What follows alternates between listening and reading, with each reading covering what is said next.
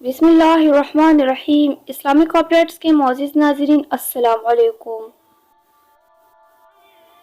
नमाज तरावी के फ़ज़ल मिसल बहवाला अबू हुरैरा रज़ियल्लाहु तआला अन्हु से रवायत है कि नबी करीम सल्लल्लाहु अलैहि वसल्लम ने फरमाया, जो रमज़ान में क़याम करे ईमान की वजह से और सवाब तलब करने के लिए, इसके अगले सब गुनाह बख्श दिए जाएंगे।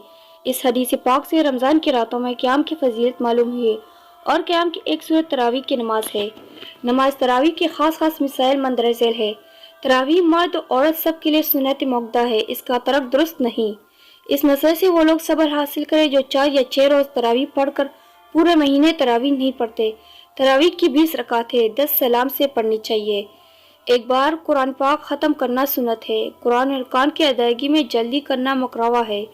तरावी मस्जिद में बाजुमात अदा करना अफजल है।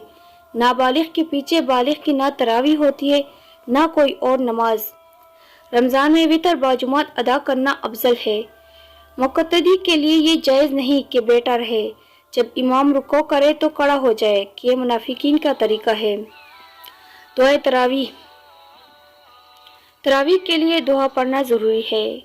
वीडियो अच्छी लगे तो चैनल को सब्सक्राइब ज़रूर कीजिएगा और इस वीडियो को ज़्यादा से ज़्यादा शेयर कीजिएगा ताकि आप भी इस सवाब में शामिल हो जाए। शुक्रिया।